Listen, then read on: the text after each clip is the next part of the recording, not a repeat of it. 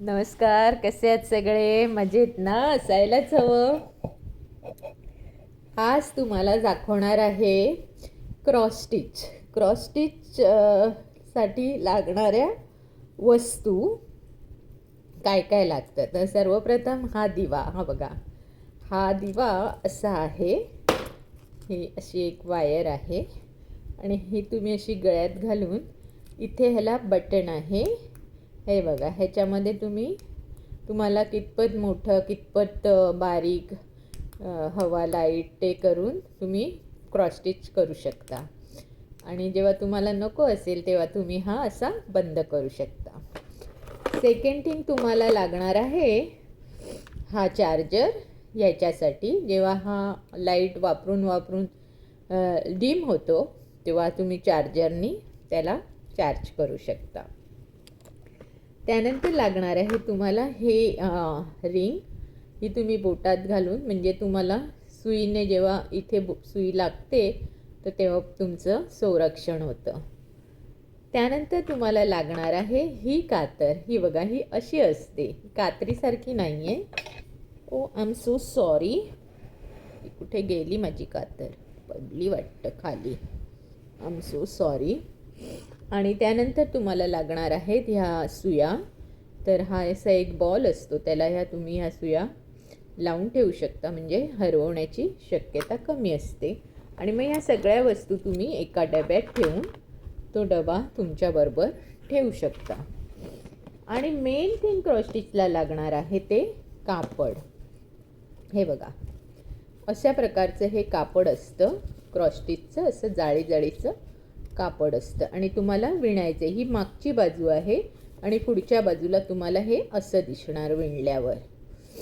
ते हे कापड आणि हे धागे. हे बघा, हे वेगवेगळ्या कलरचे धागे. तर आता मी तुम्हाला क्रॉस स्टिच कसं करायचं ते दाखवत आहे. तर सर्वप्रथम आपण एक धागा घ्यायचा. तुम्हाला कुठचा कलर हवा असेल तो तुम्ही घ्यायचा काढून. आणि आता किती जाड हवं आहे ह्या प्रमाणात तुम्ही त्याचे धागे काढून घ्यायचे. तर साधारण मला आता हे जरा बारीक असल्यामुळे मी 2 धागे घेत आहे. जर तुमचं जाड असेल, मोठी क्रॉस स्टिच असेल तर मात्र तुम्ही 3 धागे घेऊ शकता.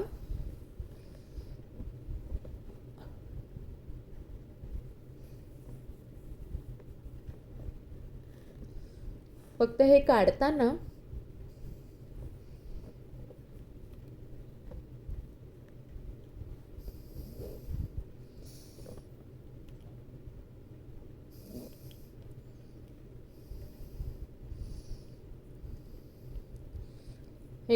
फक्त धागा गुंतणार नाही ह्याची दक्षता घ्या.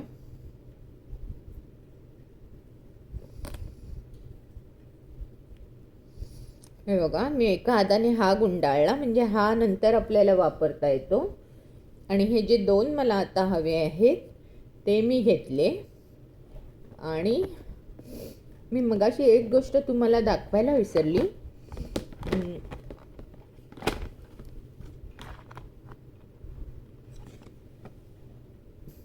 हे बघा, हे अशा प्रकारचे ब्लेड असतं. तर ह्याच्यामध्ये जर तुम्ही धागा अडकवलात, हा बघा, हा धागा आहे ना, हा ह्याच्यात असा अडकवायचा. अगदी इझिली ह्याच्यात तो अडकतो. हा बघा, हा असा अडकवला की हे जे पातळ बाजू आहे, ही बाजू, ही धागा अडकवलेली बाजू ह्या सुईत घालायची आणि इथून धागा खेचून घ्यायचा पूर्णतः. हा बघा, किती इझिली तुम्ही धागा सुईत घालू शकता. हे बघा, किती इझिली तुम्ही सुईत धागा घातला, जराही तुम्हाला त्रास झाला नाही. आणि मग ह्या धाग्याच्या शेवटाला इथे ही अशी गाठ मारायची आणि आता क्रॉस स्टिच दाखवते तुम्हाला. अगदी इझी असतं क्रॉस स्टिच. तर हा केशरी धागा मला कुठे घालायचं आहे ते मी बघते. त्यासाठी मी हा लाईट ऑन करते. हा बघा, हा लाईट मी ऑन केला म्हणजे मला ह्याच्यावर दिसतं की मला हा धागा कुठे कुठे घालायचा आहे. आणि तिथे मी शोधून तो धागा आता मी घालणार आहे. तर सर्वप्रथम मला इथे दिसत आहे, मी इथे घालते त्याला. हे बघा, क्रॉस स्टिचचं कसं काम असतं, क्रॉस करायचं. क्रॉस म्हणजे क्रॉस आणि स्टिच, म्हणून त्याला क्रॉस स्टिच म्हणतात. तर 4 भोकं असतात, तर तुम्ही एका भोकातून तिरकस घालून दुसऱ्या भोकातून बाहेर काढायचं. हे बघा, अगदी तुम्हाला जवळ दिसण्यासाठी मी दाखवत आहे. हे असं केल्यावर मग पुन्हा ह्याच्यातून खाली काढून घ्यायचं. इतकं सोपं आणि सरळ असतं हे क्रॉस स्टिच. जर तुम्हाला कोणाला हे शिकायचं असेल तर प्लीज मला कमेंट्स करून कळवा. मी हे तुम्हाला अगदी फ्रीमध्ये शिकवणार आहे. मी ह्याचा चार्ज घेणार नाही आहे. पुन्हा पुन्हा सांगते, माझे सगळे क्लासेस फ्रीमध्ये आहेत. तुम्हाला जे काही शिकायचं असेल, कुकिंग शिकायचं असेल,